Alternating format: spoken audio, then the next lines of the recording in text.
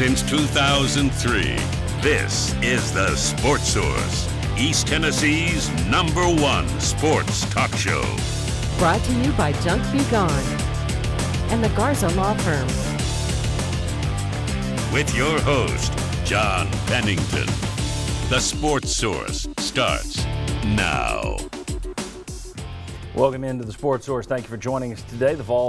The Yo-Yo Vols crash out of the NCAA tournament in ugly fashion on Friday. We'll talk about the end of their season. We'll talk quite a bit about Rick Barnes and the job he's done.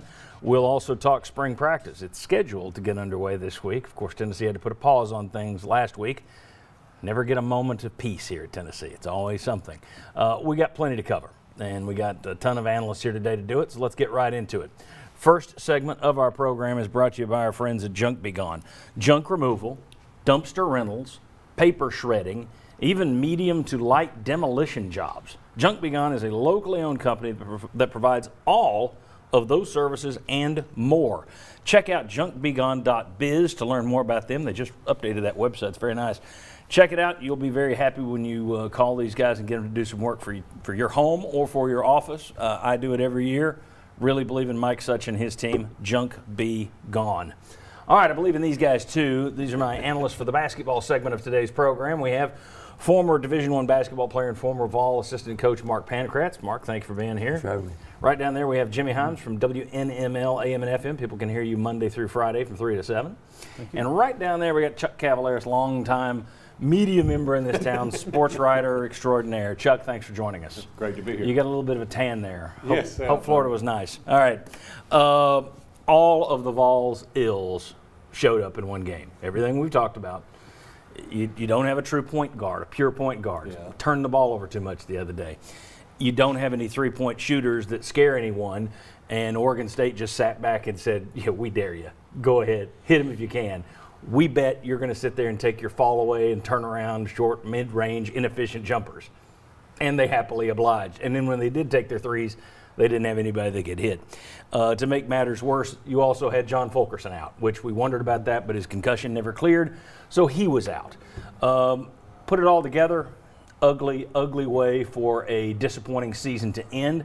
I'll start down there with your guys. Your overall reactions, we'll work it back to Mark. Guys, your thoughts on what happened, just overall takes. Well, I tell you what, it is just not acceptable to me to lose that way when you get to March. And to really, in a lot of ways, feel like it was a no-show. And you know, I was sitting there wondering, where's the plan B here? Where's some adjustments? Where's something you can try to change this around? And you never cut it to less than 10 points in the second half. I mean, and I guess it's the way a lot of 5-seed, 12-seed games go. But Tennessee sure didn't look like the 5-seed. Even Rick Barnes said after the game they looked kind of timid. So I thought they did look timid. They looked like they weren't ready for them. Yeah. And I wonder how much of that was you've got a guy, and we'll talk about whether or not he should have started, but you had a guy that was starting his first game of the year in the middle of the paint there for you in the NCAA tournament. That might cause a lack of confidence a little bit. I thought it was a disappointing end to a disappointing season. I thought it was one of the most disappointing seasons Tennessee's had in men's basketball. And here's a part of the reason why. Look, there were expectations that were high.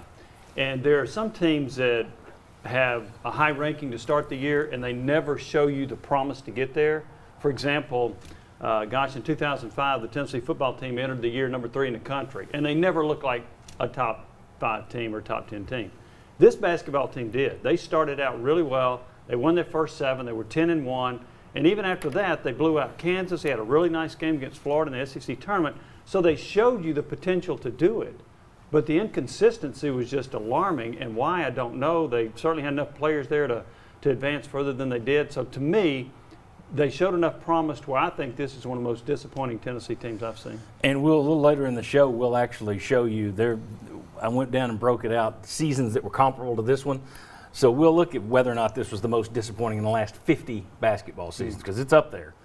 Mark, your overall reaction to what you saw on Friday? Oh, man, where do I start? You got plenty of time. Yeah, just sick to your stomach, disappointed.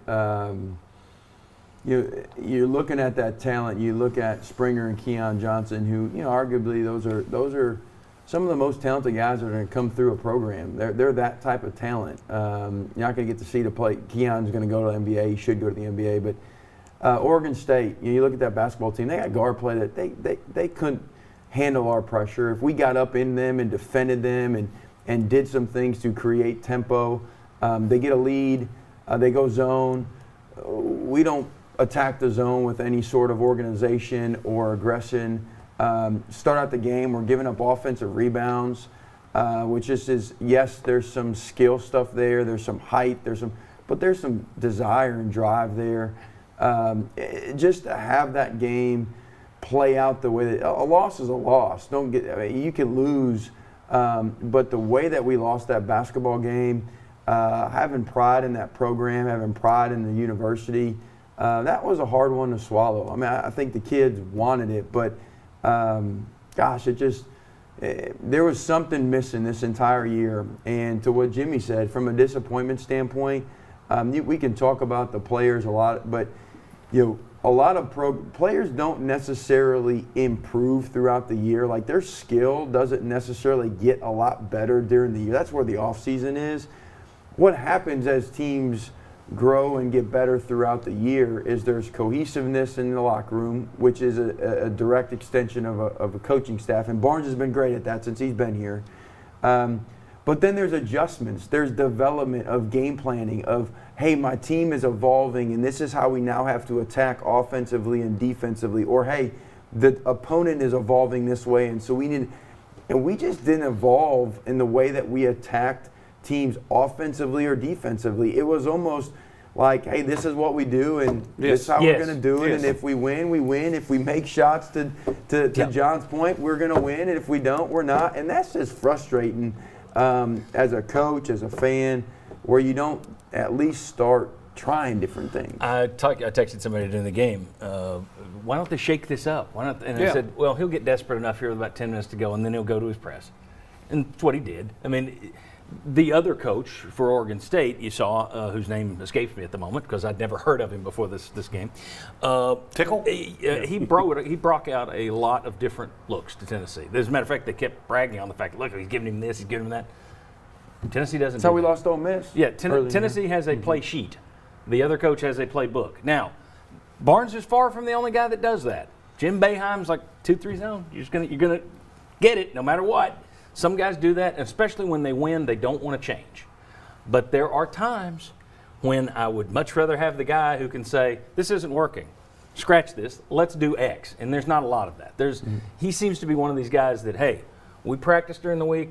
If you didn't pick it up then, there's nothing we can do during the game to change it. Maybe I'm overstating it. One of these guys that says, hey, I've won 700 games, and I know what I'm doing, and this is good enough to win. But what about that first half? I mean, you needed a great individual effort at the buzzer to score 19 points in the first half. Well, I tell you what, let's get into coaching decisions because in the next segment, I've got two things to hit that we'll discuss on Barnes' decision-making. Both impacted that first half. But I want to put this up. I thought this was interesting. Joe Lunardi, the ESPN analyst, before the tournament, he made a breakdown for each team, and he called it. Poor shooting, your 168th in effective field goal percentage, and sloppy ball handling, 130th in turnover rate, make it difficult to trust the Volunteers in the tournament. This season began with Final Four aspirations, but the results on court never matched those, et cetera, et cetera. Now, he took Tennessee to win. And the reason is Oregon State, it's the same reason that my system last week said Oregon State's a good matchup. Look at the regular season numbers here. Let me show you. This is what drives Mark crazy with me just saying it's all about are you hot or not. Look at this. Oregon State three-point shooting. They played 26 regular season games and shot 34%. Their record, 14-12. In their 4 postseason games to win the Pac-12, they've shot 44%, hit at least 9 in all 4 games, and now they're 4-0. 14-12 team in the regular season that can't hit threes. They're nailing them in 4 games in the postseason, and they're cruising into the second round. I just think for all the talk that we run through of matchups and formulas and guys breaking this down, and is this team hot? I mean, UCLA's lost 4 straight. They're going to no, they've won their first 2 tournament games. We do all this stuff, and the bottom line comes down to, you hot? Your shots falling or not? And Oregon State shots are falling right now. My guess is they're going to revert to normal against Oklahoma State, shoot about 20%, and that'll be the end of them. But anyway. One thing real quick on that. Yeah. My whole thing is it was the effort, man. Like, you could be making shots, missing shots, but Oregon State missed some shots. But then we're giving up offensive rebounds. That was the kicker that helped them get going because we were giving up offensive rebounds. Yep, very good. When we come back, we'll talk about that. Come on back on the Sports Source.